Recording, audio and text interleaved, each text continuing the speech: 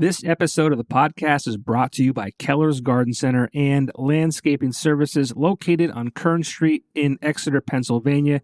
Springtime is here, and that means it is time to start thinking about getting your yard looking its best. Do you really want to be in your yard all weekend digging things up and planting something new? Wouldn't you rather spend time with your family by the pool or doing fun things with the kids this summer instead of cutting the grass? Let the professionals at Keller's handle the hard stuff. They are family-owned and operated and looking forward to assisting you. Visit them on their social media page for more information. Keller's Garden Center and Landscaping Services. Get your free estimate today. Welcome to the Popko Project podcast, a platform for the discussion and discovery of arts and entertainment. We focus on highlighting people and events that add value to the world around us. Visit us on all social media platforms by searching the Popko Project or visit our website at thepopkoproject.com. Welcome to the show, and thank you so much for listening.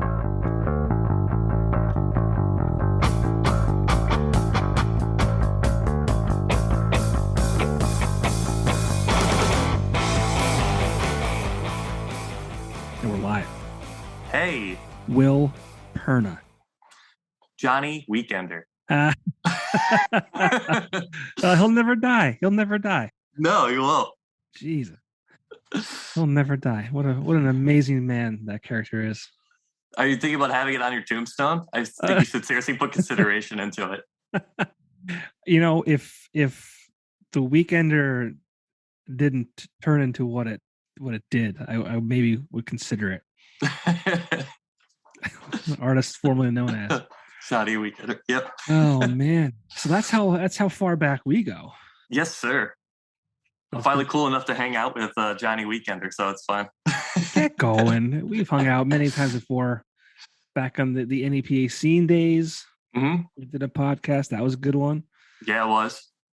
But now, even back to like the Panacea, like CD release shows, all that.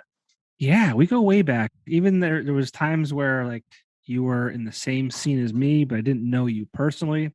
Mm-hmm. I don't think that we like became friends, I guess you could say, until I don't know, when I was done with the Weekender. And maybe we knew who we were, but I never got really a chance to talk to you. Mm-hmm. It was like when you were in the band Behind the Gray, which is kind of when we really started connecting. So I'm sure we'll get into that.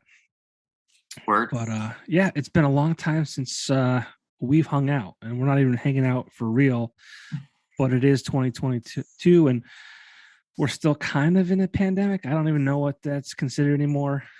I honestly have no idea, man. It's such a bizarre situation. Like even like buying concert tickets now for like big shows, like out here, like PNC Bank Arena and stuff. It's like, it's still a crapshoot between like vaccinated and testing and masking. It's like, is it happening? Is it going on? Because when I go to work, it's not. But when I go to a concert, it is, like it's weird.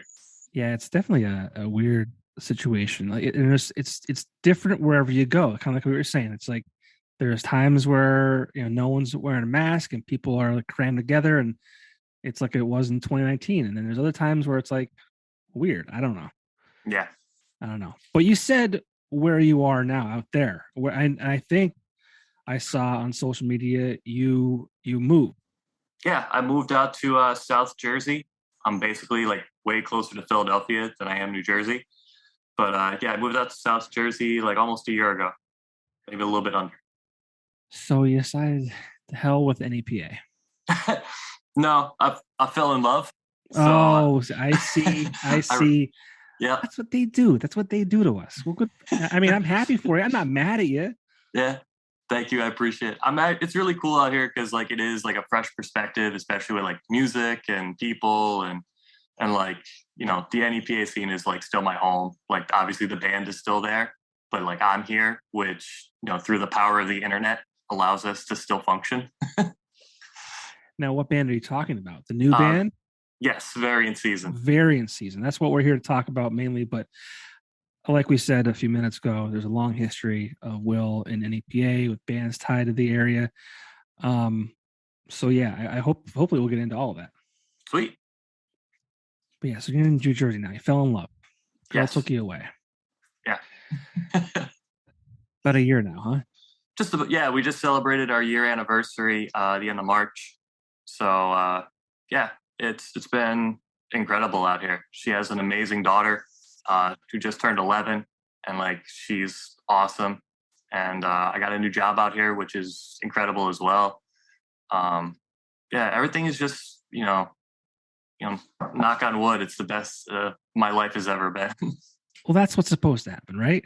Yeah, exactly. You go through life and maybe you eat the shit sandwich for a couple years, and not Hmm. that you ever had a bad life, right? But I mean, there's always things that people, like want or need in their lives. And it's always nice when everything kind of falls into place, right? Yeah, absolutely. Kind of, it's the question of like, this is the part of life. Like, wow, this is what it's supposed to be, isn't Yeah. it? Yeah. Yeah. It's funny you say that because my wife and I, we just celebrated, today's April 7th. This will probably be released in the next week or so. But today's April 7th. We celebrated 14 years together dating, April 5th. Dang. Yeah. It's a long Nice. time. How old is your child at this My point? son 2? is 4. Oh, Jesus. He's 4. Because I think the last time like we hung out was when we did the live broadcast, and I think he was like maybe 1 or 2. Maybe. I don't know Maybe. anymore. I can't Oh, keep track. dang. But yeah, 2008. So yeah, so it'd be 14 years. Best thing that ever happened to me. So, I know how you feel right now. And yeah, it's funny how that happens. Yeah. But yeah, I don't know what I did to deserve her. I don't know. You asked that question too, huh? 14 years later, I'm still like, is she gonna smarten up eventually and leave or what? I tell her all the time, like, please, like, whatever is wrong with your eyes, or like, just don't repair it, because once you do, like, this is all a facade. Like, Yeah, this you're isn't gonna gonna go away. change. This is yeah. Yeah, I can't even say like I'm cool and like play like in a band every weekend and stuff anymore now. So like I don't even have that to lean on. So it's just me sitting around playing guitar at home. Like I used to be cool. Yeah, I guess we all used to be cool, right? Yeah. It's funny how we grow up and things change. It's unfortunate. You know, Mhm. it's good and bad. I miss the days of going out and not having real responsibilities. And I mean, I love my life now. I mean, I even, it's, I shouldn't say it's funny because the reason this happened is not a funny story, but a friend was getting, in the middle of a divorce, and, and he had children, and I knew how hard that must have been on him. And he had 3 kids, and I was like, I have 1, and I could not imagine not being able to say goodnight to my son every Mhm. night. And I said to my wife, I said, if anything ever happens between you and I, can like I just live wherever you live, and you can do your own thing, but I just can't imagine not being able to say goodnight to my kid. Mhm. I, I think it's the level of fatherhood that you proudly wear, and Yeah. I think there's not enough people like that. So I think that's awesome. Well, yeah, I hope nothing happens between me and my wife No. because she's good too. Hmm. Yeah. But and we have one on the way. One we have Woo! she's due in July. Yeah. July what? July 17th. Oh, you missed my birthday by 2 days. Dang.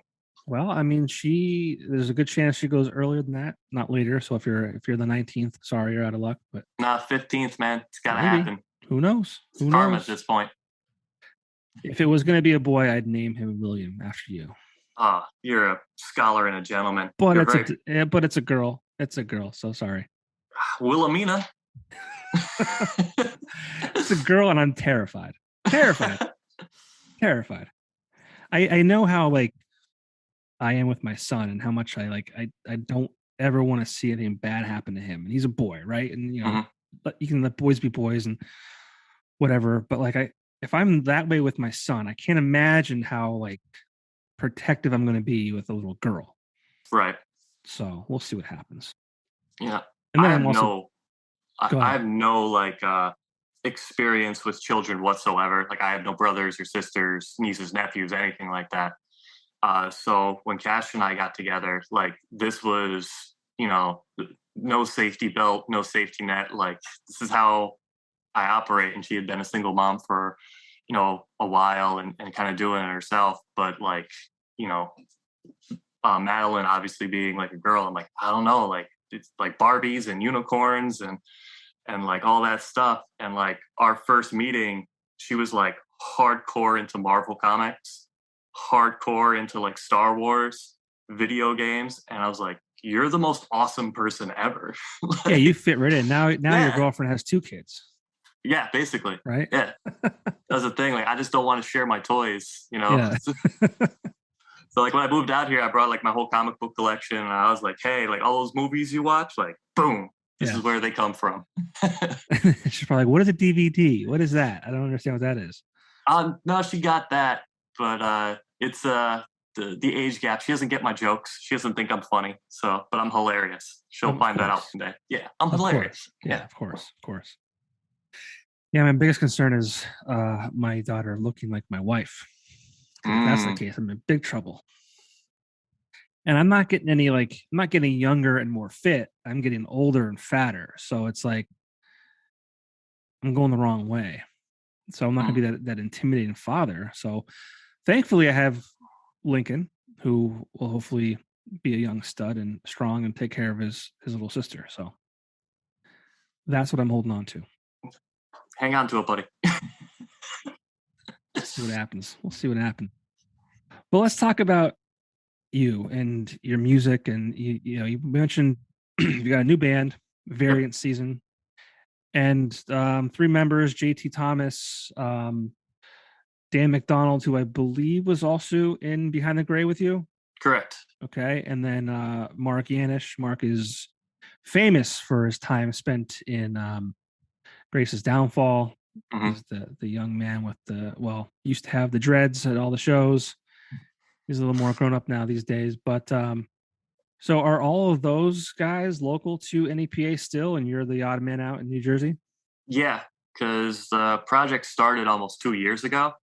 Oh, geez. Wow. Yeah, it was a long trek, and it started with Yanish, because basically like everyone knows him as the fantastic, amazing guitar player that he is. And he basically said like, I'm sick of guitar, it doesn't scare me anymore, I want to play drums. And he just went on this incredible journey of becoming an amazing drummer.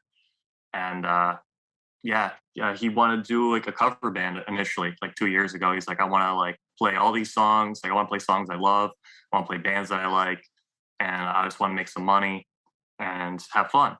And I was like, sweet, like that sounds like a fun gig for me. So it's going to be like a side project for me from Behind the Gray, and a side project from him between like Grace's Downfall and Doubting Thomas. And unfortunately, like that didn't really come to fruition because we couldn't find like people that really wanted to like learn all the songs and get up to speed and everything like that. And then the pandemic hit, and it just really shelved everything. So for almost a year, it was just me and Mark. And we learned a bunch of covers, like all stuff that was like challenging and things that we all kind of like said in other bands we wanted to learn, but like for whatever reason we never did. And at one point, like I told him like I was not in a good place mentally, and I told him like I really need to like write. I'll learn whatever songs you want, I'll play whatever you want, but like just give me the opportunity to write. And he's like, dude, I'm cool with that, but like I've never written a song on drums before. I was like, cool, like we'll figure it out. And we got together one day, and like I had most of the music. Ironically, the first song we ever wrote together was Dragged Under.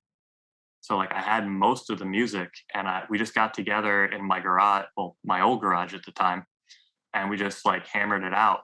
And like I'd play like a good chunk of it, and he would just kind of improv, and he would like stop midway through. He'd be like, oh, I don't know what I'm doing. I don't know where I'm going. I'm like, it's cool. Have fun.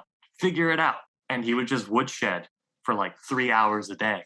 And we just like put the song together, and it like helped him develop his voice as a writer on drums. And it became like a creative outlet for me. And it just kind of blossomed into what it is now.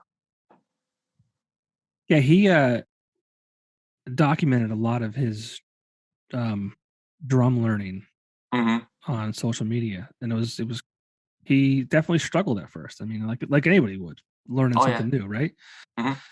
So it's kind of neat to see, him go from the guitar to, becoming a drummer and then struggling, even after learning how to drum, now he's, learning how to like write Oh or yeah. or whatever So that's interesting. It's one of those things, like Mark's personality is he needs a challenge. So if it's not insanely challenging, like I don't think it interests him. So like it was one of those things where if this came easy, I think it would have bored him and he would have moved on to something else. But because drums are a constant learning curve and he was so new to it, he just like absorbed it all. And like anyone who knows Mark knows, like if he sets his mind to something, it's going to be the best at it. So like if he's going to play guitar, he's going to be the best guitar player possible. He's going to play drums, he's going to be the best drummer possible. If that dude's going to make a sandwich, it's going to be the best sandwich you've ever had in your life. Like whatever he wants to do, he wants to be the best at.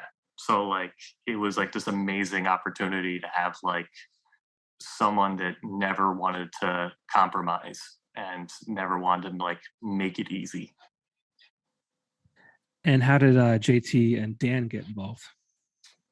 Dan's, basically my brother. Like, we came up together. He taught me how to play guitar, however many years ago. I'm not comfortable saying because we've been together that long. So when we started writing, I was like, listen, I'd love to bring Dan into this because Behind the Gray was very like nebulous. Like we weren't really doing anything.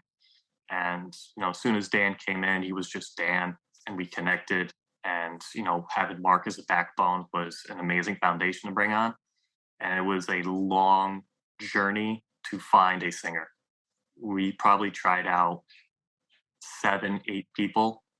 And it's not that like the people we tried out weren't good or amazing. It was just like a lot of times they were either in other projects and like this was a side project for them and they weren't really like able to commit time to it, or they had like other things in their life going on and they're like, hey, I don't really have time for this, or they weren't interested in writing or interested in covers, or they were only interested in doing covers and they weren't interested in writing. So JT was like that perfect mix because I believe he was only in Doubting Thomas for like one show in a couple of months, and I heard him sing. It's a Shinedown song, "Sound of Madness." I was like, "Is that how he sounds like all the time?" And Mark's like, "Yeah, like that's just him." And he crushed it. And I was like, "Dude, do you like heavier stuff?" He's like, "Yeah, I dig like heavy stuff like Slipknot and Corey Taylor and like that whole vibe." I was like, "Do you want to try doing something with this?" And when we presented to him, he just went, "Okay." And he like just fit, like he just locked in, and we were just like, "Cool, off to the races. Let's make this work." I feel like you as an individual are also very demanding, and I don't use that word as a negative thing, but I feel like you're very particular, and there's another word I want to use. I can't think of it off the top of my head here, but you're very just like, you know what you want, you know what you need, and Mhm. you're not gonna settle. Yeah, Is that that fair? that's fair. You said it the very nicest way possible. Some previous bandmates and my ex-girlfriend will probably call me much worse.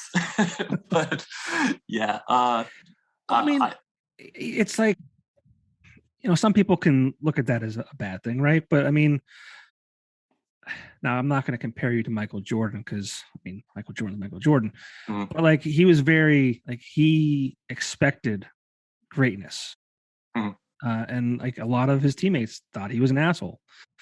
But look at who he was. So I mean, like again, I mean we're talking about Michael Jordan and a musician.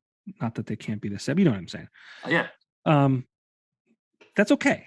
That's okay to know what you want and expect Uh, greatness. I always think it's good to have like a vision and a goal and things like that. And very early on, when I got really serious into music, like 10 years ago, I realized like I am not the most talented guitar player.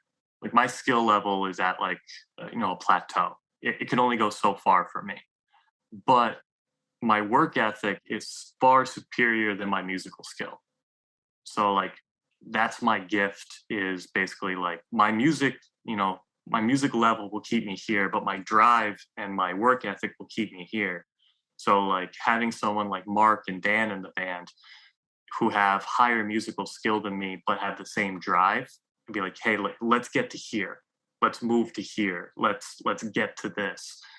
And that's you know I guess that's like my contribution to the band Sure. is surround yourself by people that are amazing, and also just like you said, don't settle. And Mark's really good with that too. Like he never wants to settle for anything. Yeah, I mean, people like you keep people on task. They keep people motivated, and they see that you're in it and that you want the best. And when you're around people like that, you don't want to let them down. Hmm. So yeah, what you're saying is like they meet you at the level you're at, and it's a good compliment all around. Yeah, thank you, man. I Yeah, appreciate that. it's all good stuff. So variant season. Did that name come from living in a pandemic when we have No, it was so pre that it like fit perfectly. And ironically, like the first iteration of the band, we were still looking for a bass player. So Grant Collins or Grant Williams, Mhm. whatever what acronym he's going by these days, um, he was originally playing bass with us, and this was like uh, summer 2020 ish, and we were writing and learning songs and everything like that. So you had like Mark, who was from Graces, and Grant, who was from Tommy Guns and Grace's Downfall. Dan and I were from Behind the Gray. Then you had JT, who was in uh, uh, Doubting Thomas. There's this thing that happens in any PA scene like every year or two, where like two or three of the major bands kind of like break up, but then they do something together. Like you always see them kind of like fusing, Mhm. like Ashfall was one of those bands that was kind of like a member would leave, but then you'd get like Germ from Spit Can. Like another major band would like infuse into it and give that band like a new life or a new something. And it's always like this period of time. So it's like the season of change. Okay. So I was kind of like, this is that time in our scene now where that's happening. This is that season of change where all the musicians are hodgepodging into new projects. So we couldn't call the band Seasons of Change because that was just way too cheesy. So like Variant Season kind of seemed to be the next logical progression of that thought line. Yeah, I feel like if you named it Seasons of Change, you'd have to play Freed like music. That would not affect me whatsoever. I'll play every Creed song ever. I wouldn't be mad at you. I wouldn't be mad at you at all. But from the sound that comes out of Variant Season, it doesn't really match the band name Seasons of Change. No. I appreciate. Are you a Nickelback fan too? Did we discuss this before? We have not, but I do like Nickelback. Freed and Nickelback. We are best friends. Dude, Mark Tremonti is like one of my guitar idols, guitar gods. Like his solo albums, Alter Bridge, even the last two Scott Stapp solo records, I love. I think they're fantastic. And like I've seen Creed two or three times, and we opened for them once at Montage. Maybe you were there, but it was with Skillet. I was there for that show. It was Yeah, 2010, I want to say. yeah, because I was in Absolution and we did the Weekender stage. Absolution, that's the one. Yeah. Absolution. Mm-hmm. So we opened that. That was awesome. Yeah, I mean, I think people, think of Creed and they think of the, and that's no fault of their own, but the videos and Scott Stapp with his arms out and the wind Mm-hmm. blowing and his hair kind of blowing around, and then it's like mental breakdown. They forget about the fact that like, you said Mark Tremonti is an excellent guitar player. And yeah, I mean, I love that band. I don't care what anyone says. I'm with you, Ben. I think they're awesome. They have so many hits, and you don't sell like 40 million records without being one of the biggest bands ever. It's amazing how many people hate them, and it's like, well, the people who love them outnumber how many people hate them, I would imagine. Mm-hmm. I completely agree with that. But Variant Season, that's a cool name. I like that better than Seasons of Change for sure. Well, I did something right so far. Well, you put out a song maybe a month ago or so. You mentioned it earlier, Dragged Under. Mm-hmm. It's available on the streaming services. Is there a plan for this band now that we're kind of hopefully, getting out of the pandemic? where shows are at least being announced, and a lot of them are happening. Some are getting canceled, but you're in Jersey, other guys are here. Is new music being made? Do you plan on playing shows? What's the whole goal for this project? We spent once we really got the lineup together, we probably spent the last year recording. So we have a backlog of material that's already recorded, and it's already mastered and mixed and everything. AJ Larson mixed it for us because the plan was I was going to record and do everything, and then the pandemic happened, and unfortunately, I went through a nasty breakup, so I had to uproot my whole studio mid recording, and then I moved to Jersey, so that I became the squeaky wheel as far as that goes. So I ended up recording everything, but AJ Larson mixed it all for us, and we're going to just drop singles pretty regularly. And we're planning on our first show June 4th at the V Spot. We're going to open up for Brutality for their EP release show with Slapjaw and Cruel Bomb, and it's going to be awesome. But a little nervous because I've never had to be in a band where I was in two separate states, so that's rehearsal and getting ready for the show is a lot of email back and forth, and a lot of group chat discussion and trying to set up rehearsal times and days a couple months in advance, because Mark's obviously gigging all the time, and JT lives in Lehighton, and Dan has his job and everything else that's on top of that. So getting everyone's schedule together has been a masterful use of Google Calendar. Mm-hmm. Yeah, for sure. Mm-hmm. It's hard, man, especially when you said jobs and there's kids and there's life in general. It's tough to maneuver. What was I going to ask you? AJ, is that the guy from Don't Panic? Yes. Very cool. I love those guys. Mm-hmm. Met him the last Behind the Gray EP we did at Soundmine, and he did a lot of the patchwork to try and fix our last EP that was had a lot of recording issues. There was no fault of the band's, but we brought to Soundmine, and AJ was engineering and fixing a lot of those issues with us. And he's just an excellent guy. We share a lot of same musical tastes. He likes a lot of periphery and gent and heavy music, but obviously plays in Don't Panic, so that pop punk era. And he's an awesome mix engineer too. He really killed it on the mixes for us. That's cool. I shouldn't say I'm surprised, because I shouldn't be surprised. But the fact that this whole band already has a ton of stuff recorded and mixed and ready to go, and it kind of came out of nowhere, right? Yeah. It's oh yeah, this is the new band now, and oh, by the way, we have a bunch of stuff ready to go. Yeah. That was the plan. It very much was the plan for a while. It took much longer than we wanted it to. We wanted to be out sooner. The guys are really kind of chomping to play shows. Unfortunately myself, that was kind of on me a lot, because I said I wanted to record everything myself. I really wanted to take on that challenge. I wanted to do everything in-house. I wanted to do all that. And then my living situation and relocating and trying to finish things, my studio ended up in 3, potentially 4 different locations while we were recording these songs. And we were actually I had a storage unit, and part of it was at my dad's house, and part of my computer and everything was at Mark's house. So I had my studio computer and everything set up in his house, and we were tracking the demos and the rough cuts to inevitably track. And then once we were done, I'd take my computer back to my dad's house, unload as much as I could into my old bedroom that I grew up in, and just put it into that room to record guitars. And then I recorded JT's vocals out here in Jersey. And it was the first thing I did out here was get JT's vocals knocked out. So it was all over the place to get it done. That sounds like a lot of work. It was insane. It was an insane amount of work. Most people, and I'm not surprised that you pushed through, but a lot of people would have been like, "Fuck this!"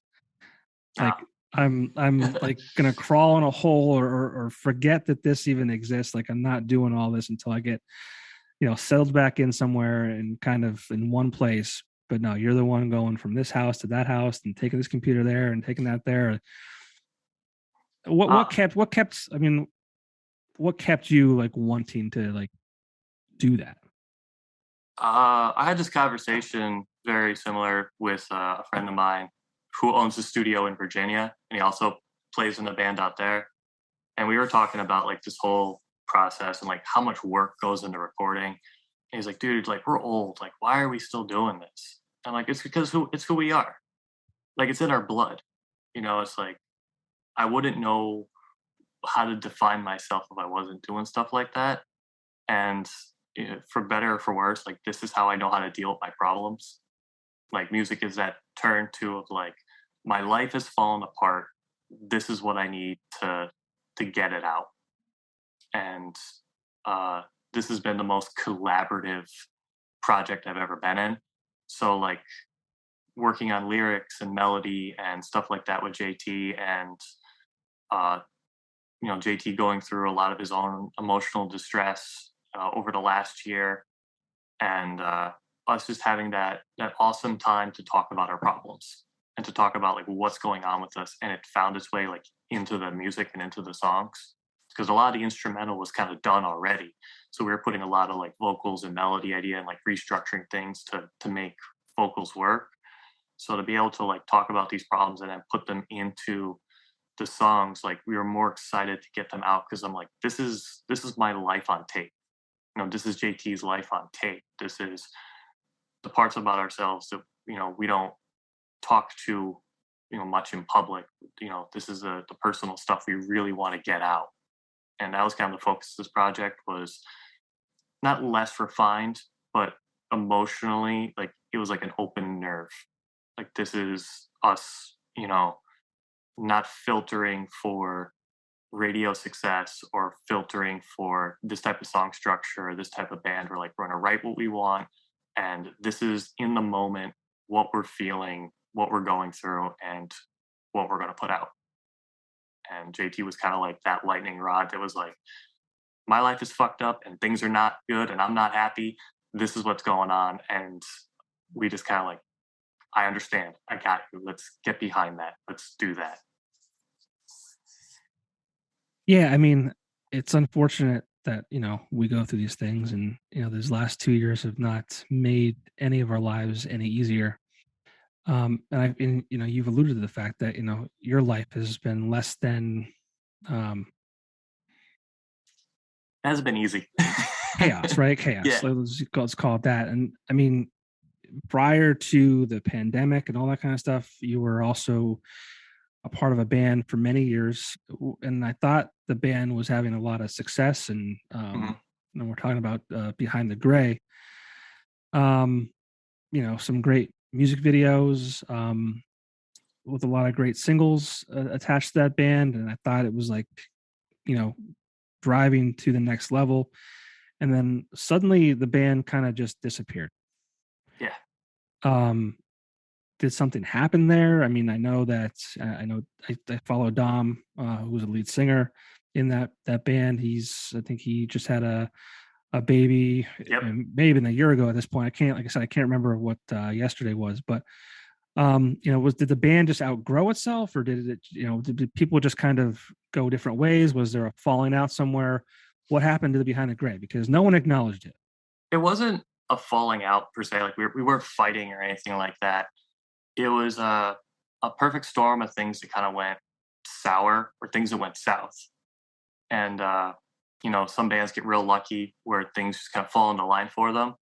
For us, like things were going good. Like we had a single and a new EP released and a music video, and we booked up the year with good shows, like shows with good national bands that we were going to be support for, good ticket selling shows.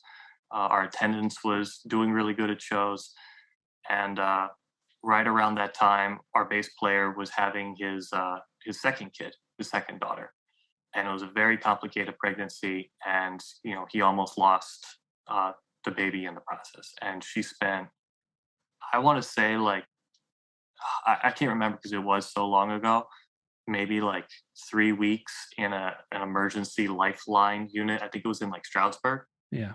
around that time. And Dom had just found out he was going to be a dad right around that time as well. So B-Man was on to his second kid, and obviously that was complicated.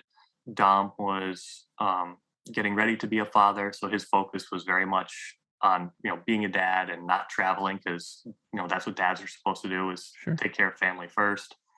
And then right around that time in February, my mom had passed away, and that was like the month before we went to the March shutdown of 2020. And like I told the guys right around that time, I think it was in like the group chat, I'm like, I don't want to book shows. And at that point, I was booking a lot of the shows. Mike was doing a lot of the press stuff. And I was like, I don't want to do any of that shit anymore. Like, you guys do it. Let me know what happens, and I'll just show up with my guitar. And with the shutdown, like, we got some cool show offers, and then those shows didn't happen because of the pandemic. And then as time went by, like, I just kind of pushed myself more into variant season because that was my outlet. Because obviously, like, Behind the Gray wasn't doing anything. Dan was there with me, so like I felt pretty complete because that member was there. He was like a big support system for me. And as time went on, it just became less and less like doable. I think everyone's interest may have faded a little bit. B-Man loves being a dad. Like, it's his favorite thing ever. And I don't really think he questions like playing bass. He's just like, I'm a dad. That's Yeah. what I do. And I know Dom is like, I'm a dad, number one. And number two, like, when I can, I'll do music. And that's number two. And then for me and Dan, we do we do variant season, and Mike plays drums in a band in Virginia called Demise. So like he's been out there a lot. He's been doing some fill-in work, and it just kind of it faded. Kind of dissolved. Yeah. Yeah, like no one has hard feelings towards each other. No one's mad. That's good. That's good. It just like we pulled Life, ourselves in man. different directions. Yeah, we were talking about life just happened. But you had a really shitty last couple of years. Yeah. I'm sorry to hear about your mom. Thank you. Yeah, Jesus. Yeah, it's wow. Man, I don't know what to say. That's it was hard, terrible. man. Yeah. It was hard. Yeah, it's you get older and these things start to happen. Obviously, that sounds like it was far too early and far too young, but yeah, it just it's hard. You're right. Mhm. I'm glad that nothing internally bad happened between you guys and Behind the Gray. But yeah, it's great to see. I love the fact that Dom's a dad, right? And I love the fact that your bass player also a dad, and that's his favorite thing because being a dad is one of my favorite things. So I can relate to that very much. But it's always like, how do I say this without sounding like an asshole? There's always like something left to be said, like, what if we kept pursuing? Like what could have been? Right. And it's not a bad thing. I mean, we choose these things and we choose to, do these things with our lives. And being a dad is I wish I would have done it sooner. And I'm not a musician, so I don't know what that's like to be in that world and then kind of step back from it because there's more important things to do. But It's definitely a lifestyle change and a choice, and like I think it just comes in time with the person when they become ready. Like uh, I spent my entire life not wanting to have children, not wanting to get married, not wanting to have those things that tied me down, that kept me away from music. And then when I met Cash, and she introduced me to her daughter Madeline, and then I moved out here, and I went, I don't care anymore. Like, this is all I want. Like, I used to love traveling and touring and trying to get to that next level. I get those equal fulfillments coming home and playing the new Kirby game with her, or playing Donkey Kong, or watching a Marvel marathon with her, and making dinner, and laughing and joking uh, with Cash, and the life that we inevitably want to build together. and like all those things. Uh, Music will always be there, and it's always here, and it's a part of me. But like my drive is to be a better foundation for them, and like all those skills I developed in music, I want to turn and use towards them. So like, recording a record in 2 different states at 4 different locations, take that drive and put it into my family and with them. Yeah, that's what I want. Yeah, I almost wish, life is short. They always say that. And you always hear that when you're younger, and you're like, oh, old man, you don't know what you're talking about. Like, when you're a young kid, you just want to be older. And the old people say, like, enjoy it now. It's like, we only have so much time here on this earth. And it's like, I wish we had more time to be like young and reckless and um, carefree. Because, like, what do they say? They say, what's the saying? Shit. Something's youth is wasted on the young or something like that. Mhm. Um, it's a weird thing. I won't even get into it, but I wish we had more time to kind of like give it the old college try, and if it doesn't work out, like okay, like I tried and I did it. But yeah, Uh, we're only here for so long. We don't that's get true. the I was like, I didn't think I was going to make it to 30. Like, I thought I was definitely going to be dead for jeez. that. Like, I thought I wasn't going to make it. So, like, my goal young, I was like, I got to make it by the time I'm 25. By the time I'm 25, I just got to put it in the bag because I'm going to be too old. And, I lived out of my car. I was essentially homeless at certain points in my life. I did really sketchy things to get to the next levels that I was trying to get to just to be able to survive as a human being. And, I was able to tour the country a couple of times. I was able to put out a bunch of records. I've been able to go to big name studios. And by the time I got to 26, I kind of crossed off all the things I wanted to do, like on my list. And then I got to that scary place where I'm like, what more do I want? Yeah. Because I got there, I'm like, I'm not really happy, but I got there. Hmm. So like trying to find happiness and have your goals was like a new challenge as a musician and as a person. Yeah, that's true too. Life's funny. You ever? How old are you now? I'm 37. 37. So you're around my age. I'm 39. Um, now that you've made it past 30, Yeah. you're 7 years past 30. Like, I don't know about you, but I start thinking about like I'm almost 40. I'll be 40 in November, right? Mhm. And I've been recently starting to think about like, let's say I live till I'm 80. Like hopefully longer than that, right? But like 80 sounds like a fair age to live to. Essentially, my life is halfway over. So I have Mhm. 40. I have 40 years left, right? And out of those 40 years, how many of those years are going to be good years? Meaning, how many do I have left that are like, pain free? I'm not, don't need like a knee surgery or anything like that. God forbid, anything bad happens, right? Mhm. 20, maybe 20. I don't know. I don't. I was having this conversation like a while ago because I kept thought about the same thing. Because like by the time I got to like 30, 35, I was like, I don't know like what the hell I'm supposed to do now. Like, I accomplished a lot of things I wanted to accomplish, but like, how much time do I have left to do the next batch of goals? And Grant was telling me, he's like, think of all the things you did from like the point you can remember to 35. You have another 35 to do that again, to do like the next group of things. Like, it's not the end or the halfway mark, it's like the next benchmark. Okay. And once you get to that next 35, like you could have another 35. There's another increment after that. I Like, like that. and there's like this, I think when people look at their life, like, how long do I have until my first knee surgery or till I get sick or too old to do something? I think if people are just, I hate to say it, but responsible, like the guy that's 40 and still getting drunk on a Tuesday and like, you know, kind of looking like the poster child of liver cirrhosis should not, is not feel, going I to live feel a good life. I feel attacked. Are you watching me? No, I wouldn't never do such a Are you thing. watching me? Are there cameras in my house?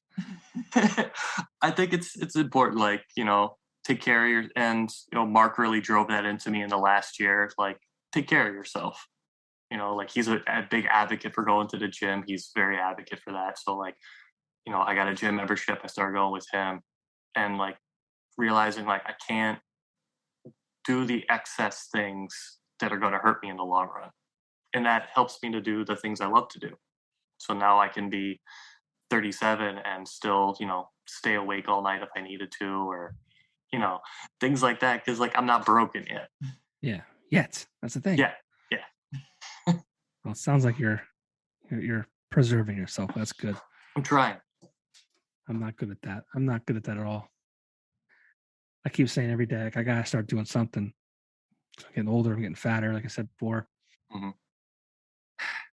Once you start, like it's not as bad as it seems. The weirdest, craziest thing is like people put all this planning into like wanting to be healthy or lose weight. Like, I'm gonna buy all these weights. I'm gonna buy like a training program, and I'm gonna redo my basement to suit my new workout lifestyle. And I buy all these protein mixes and all these organic foods and all this stuff. Just start. Mm-hmm. Start with one thing. If you wake up every day and just stretch for 10 minutes, you're better than you were yesterday. Right.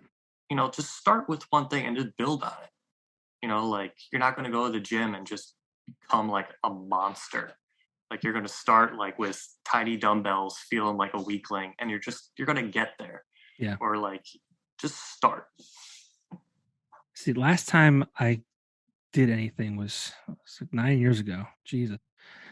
I was 30 years old. I got in the best shape of my life, but it was a miserable existence to do so. It wasn't sustainable. And I think that's like my fault, but like I was kind of paid to do it. And it was a thing for an advertiser when I was at the Weekender. So I put my fat ass on a photo in the Weekender. So I couldn't like, post it 4 months later after we did this fitness challenge and still be fat.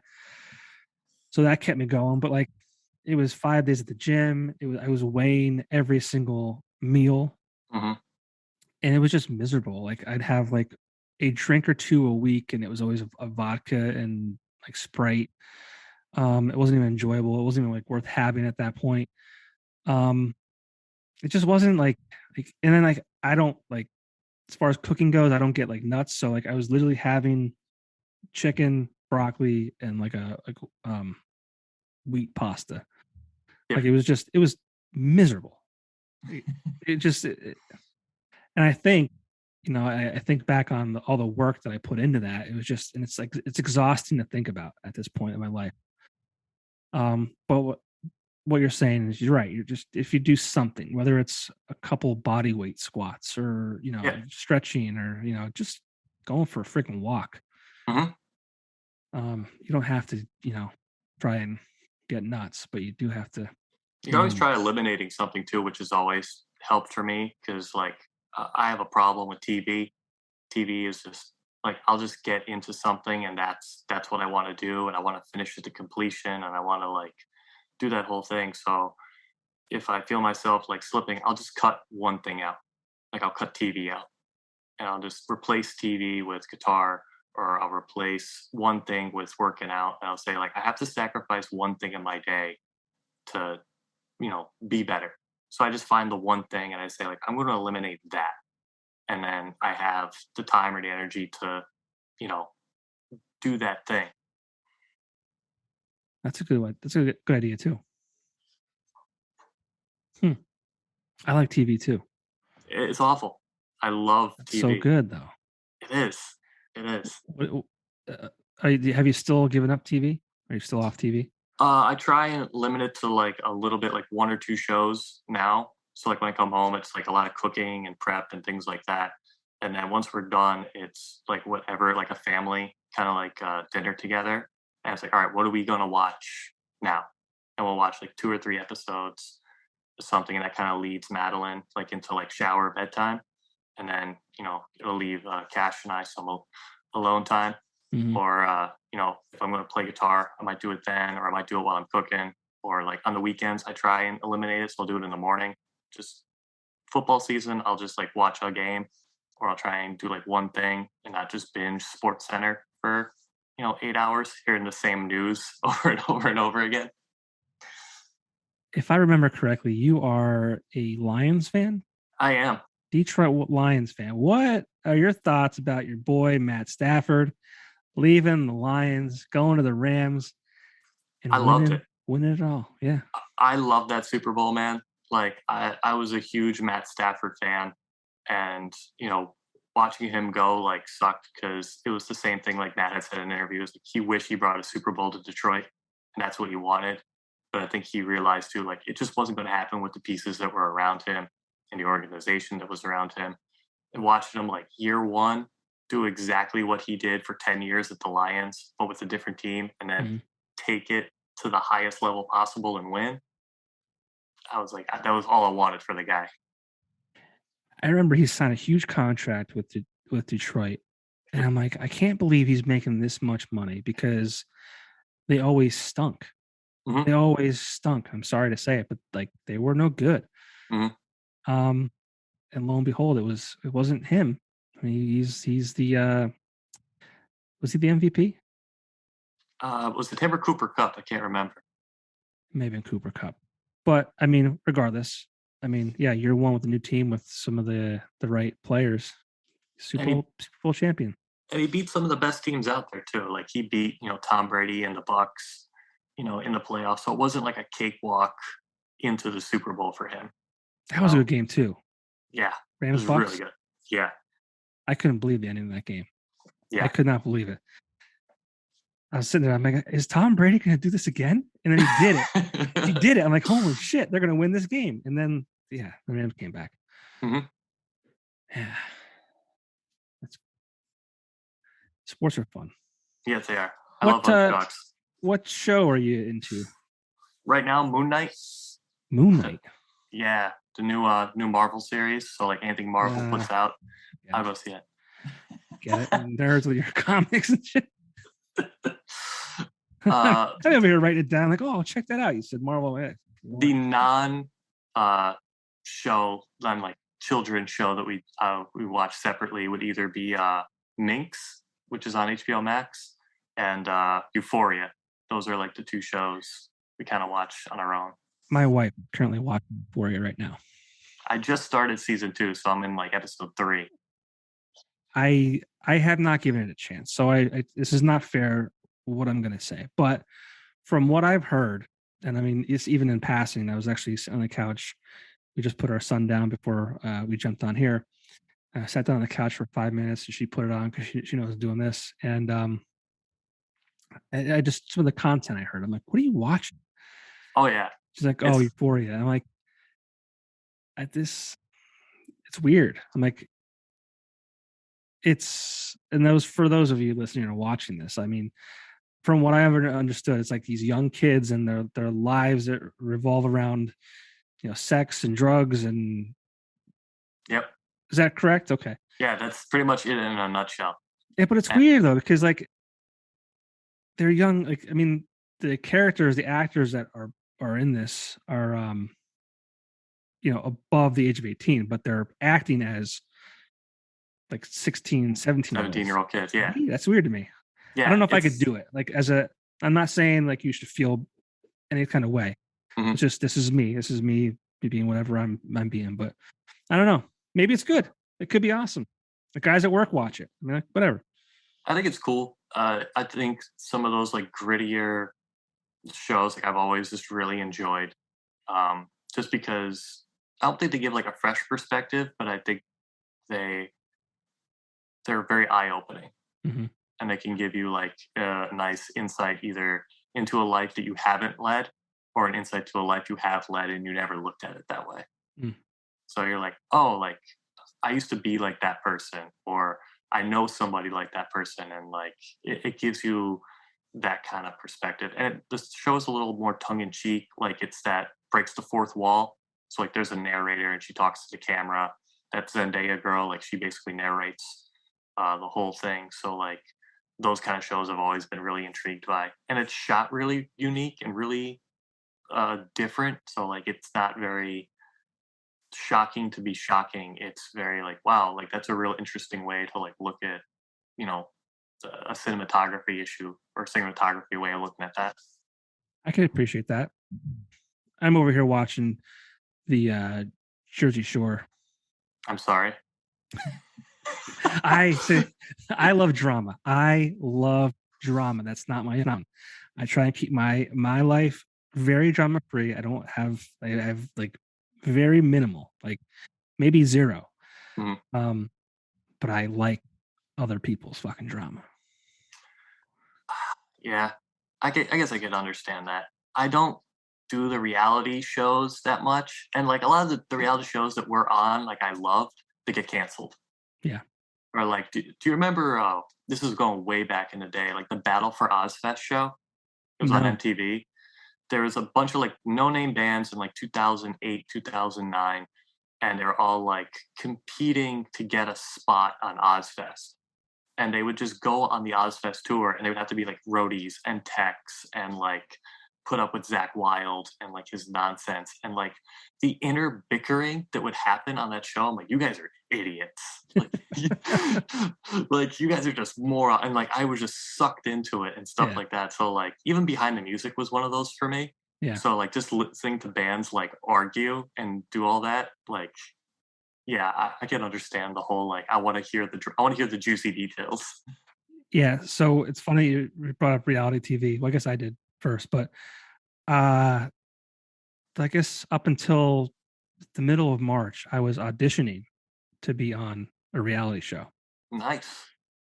Um, I can't say the name of it, but it was on a decent network. It was the same network that had Naked and Afraid. It wasn't that show in particular, but same group that kind of casts for that and all that kind of stuff. And I made it to the finals, which meant you have the opportunity to interview like one last time to be chosen or whatever. That was March, I want to say 14th. I had that interview, and they haven't called to say yes or no. I'm assuming they probably passed, or I'm hoping that maybe like the show just didn't get picked up, or they just decided not to do it, so I could say like, oh yeah, I was there. Mhm. But the um, the whole process was interesting. And obviously, reality TV is not reality at all. Right. It was just a bizarre experience for me. This girl reached out to me on Instagram, and I thought it was like this joke at first, like just some kind of spam. And I'm like, "Is this a joke?" And she's like, "No." She just sent me all this like email. She emailed me all this like information. I looked into it and I did some research, and was sure as shit it was legit. But like, well, the stuff they wanted from me was like exhausting. Like they wanted me to send all these like they wanted me to send like almost 100 different photos, and they wanted me to send videos, and I would send them and they would ask for more, and they were like, we want you to like we want you to send us some like candid stuff, like you at work doing like everyday things. And I'm thinking to myself, do you know what the word candid means? Like Yeah. I don't have like I don't have a photographer like hired that like follows me around all day just snapping photos. Like I don't live my life like that. Like I'm 39 years old. Like I'm on social media, but I'm not like I'm not doing the whole like selfie duck face shit like that. And I don't know how I got to as far as I got because like I'm not interesting, right? I'm just like, and maybe I think that's what it was. Like maybe they wanted the overweight dad who was like very vanilla, and that was like, we got this guy to be that guy You're because gonna I'm be the not. Joey Fatone of Maybe, yeah. You're gonna be the Joey Fatone. I'd be all about it. dude, I had a 2 hour Zoom interview. It was nuts. Wow. Like it was, and then like the final interview, I had this girl came on and she's like, okay, listen, like just be you. Like, um, they latched on to my like love of Joe Rogan. Like they I don't know why, but they were like, tell us more about why you like Joe Rogan. And You know, it was at the time where he's going through a lot of like the racist stuff he was dealing with, and a lot of that's different, those different things. And they lashed onto that, and I'm like, okay, whatever. But she's like, they're gonna ask you questions, and they're gonna do this, and they're gonna do that, and they're really gonna try and push your buttons. And I'm like, holy shit, what the hell are they gonna do? Like, what are they gonna ask me? And like that final interview was less invasive than the two I did before that. That was 2 hours long. It was cool, but it was very like bizarre. It's good to know that the film industry is very similar parallels to the music industry, because that's exactly what it is to audition for a band, like a band of above your tier. Okay. That's like exactly what it is. And like you won't get a call back of like, oh, we're gonna pass or whatever. You just find out when like the next tour is booked Right. or like the music video comes out. Yeah. I had a very similar experience in like 2011, 2012 with like a national band. And as I auditioned, I went through a process, and they were from Phoenix, Arizona. And as I got to like the final 3 or 4 people or anything like that, they sent me a single. They want me to put my guitar parts to it, send it to them. And I didn't hear back for like weeks. And I was like, oh, I guess it didn't happen. The song later came out, and the guitar player they had play on it was Clint Lowry of Seven Dust. Mm-hmm. And I was like, what did you want me to write that was going to be better than this?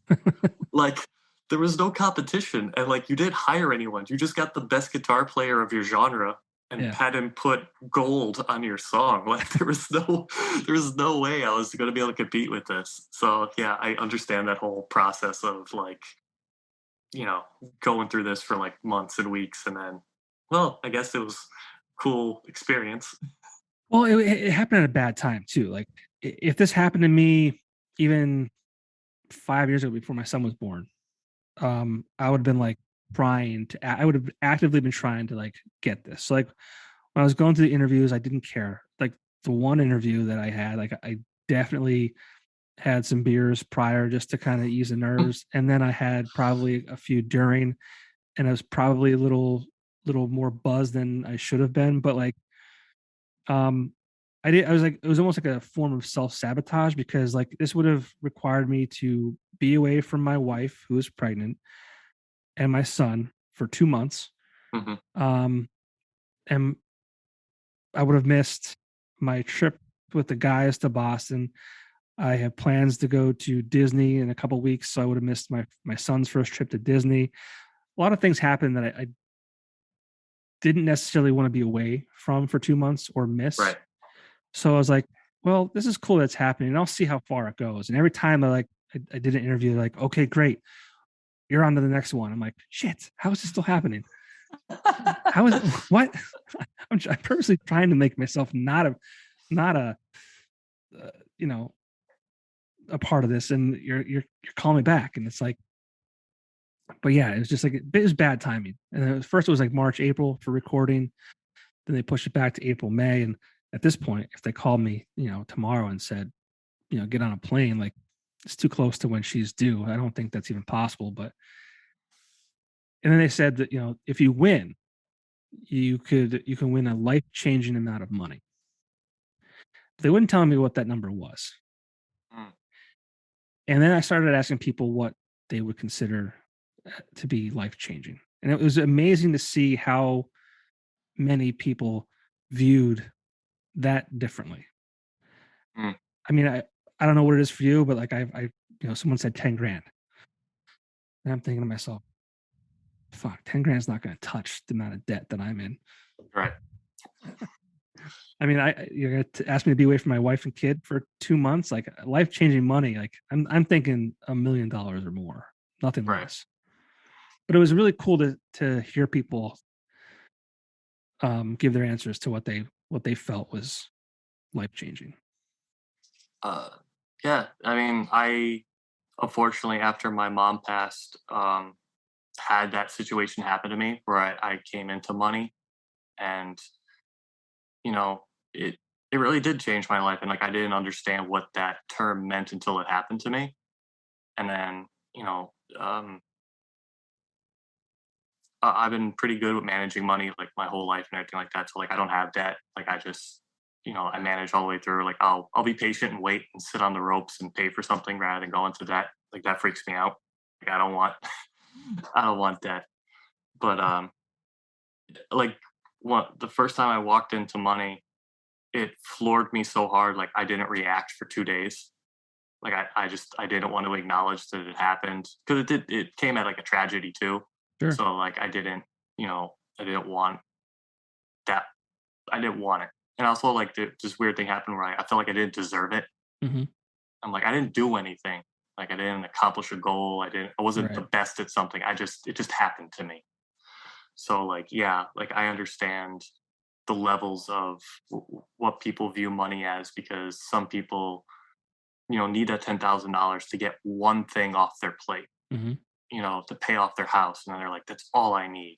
Or like to, I don't know, put their kid through daycare for a year. Like that's all they need for that 1 year. Yeah. Like just whatever that thing is, they have that number in their brain and they're like, that will change my life because it'll take that one thing off my plate. Yeah. It's an interesting question. Yeah. And I'm glad that I asked it. I put it on Facebook. Um, but yeah, I mean, and it's just like I view it as like I want to be set for ever. So I would like want money to pay off my current debt and then enough money to invest where that money can grow, and then also like you know do one fun thing with at the moment in the moment. Mm. But yes, people are at different places in their lives, different things going on, and you know 5,000 to one could be a million to somebody else. Yeah, absolutely. But well, I'm sorry we kind of got off topic. But that's why I also like doing these because it allows us to kind of catch up and talk about our goals and life experiences and the ups and the downs. And Mhm. I'm sorry that the last 2 years. Well, I mean, the last year sounds like it's been pretty great. So that's good. Yeah. But leading up to that, it's sad to hear about your mom. And but you're the type of guy who takes things like that and learns or grows and moves on stronger than ever before. So um it's all good. It is. Everything's very good. I have nothing to complain about my life at this point. Like not Good. one thing. Good. Well, variant season. There is a song available, like I said earlier, on the streaming platforms. It is called Dragged Under. You said the plan is for June 4th for your first show Yep. at the V Spot in Scranton. If you dig variant season, you want to check out Will's previous projects. Behind the Gray put out some great music. I'm assuming that's also out there to stream. Yeah, it's on the socials. It's everywhere. Socials, yep. Absolution. Was there anything out there for that? Yeah, actually. I think the problem is there's so many bands called Absolution. You probably have to like do Absolution and like the album titles, but they actually are on at least on Apple Music and like Spotify. They're out there somewhere. Cool. And YouTube. Awesome. Yeah, Will's been a part of some great bands that have been in and around northeastern Pennsylvania. So check those out. I'm looking forward to more music from you guys in variant season. When can we expect that? The next single is going to be a song called "Falling Out of Place," and it's going to be pretty radically different from "Dragged Under," and that will come out at the end of May. I think it's going to be like May 27th, which I think is like the last Friday of May. Cool. So that will come out like right before our V Spot show. Awesome. Well, best of luck with this band. Thank you, man. Hope you continue to stay happy with the girlfriend and being a stepdad-ish kind of thing. Is that fair to say? A role model. Role model. How about that? I'm trying to be that. That's just the goal. Good. Well, continue enjoying all that, and hopefully, I'll see you soon. It's probably been. I think you came into the studio at the radio station. That's probably the last time I saw you, right? Mm-hmm. Yeah, we did a podcast for Alt Natives, right? Or an interview for the show. Yeah, because we were doing the CD release. Yes. So like that was like the last we were around. It's probably 3 years ago, at least, if not longer. It's gotta be. Cool. Yeah. Well, I'm glad things are going well for you. Thank you, man. I appreciate it. And I look forward to seeing you on the internet continuing to do well. Hopefully, and then congratulations on the next child, and Yes. hopefully you don't get called for your reality TV show. I know. Part like my wife, I know she's supportive, but I also think she's like, oh yeah, he won't get very far. And I think as like I got further and further along, she's kind of like, oh shit, I didn't think he'd get this far. What's going on here? Yeah. But I think Yeah. we're both happy that I didn't get a call yet. So I've been tempted to reach out to them, being like, hey, just want to see if like you picked somebody, or I'm assuming I'm out, but I'm also like, I don't want to like even be on the radar at this point. Right. Exactly. So, but we'll see. I'll let you know what if the show actually airs or gets greenlit. I will. I'll tell you about it. But yeah, I don't want to talk about it just yet. But I'll let you know. I would like to put that on my evening binge list if it does. Dude, I mean, I hope it does air, and I can be like, I was supposed to be on that show. Mhm. I could have been on that show, but I got drunk during an interview. Dude, I couldn't believe it. When they called me after that one. I was like, something's going on. Like, I'm not that interesting. I'm not that funny. I'm not like. I think it was the overweight dad who was married with a child on the way that they kind of wanted to, extract me from, to see how I would just, cope with that. Like, I don't know. I don't know. I think you undersell yourself pretty hard sometimes, because like I don't think you would have gotten into the positions that you've gotten into and been able to touch base with the artists and the people that you have touched base with and build these relationships if you weren't interesting, if you didn't have something that was not quantified through math or likes or follows or anything like that. So I think there's underselling yourself at some point, man. I do appreciate that. I just, for me, I'm just a guy. I'm just a guy. That's it. Well, look at all of our heroes, man. Like you said, Joe Rogan, and like my musical heroes. Like they're all just guys. Yeah, They're I all guess you're right. they're all they just got something that other people can't,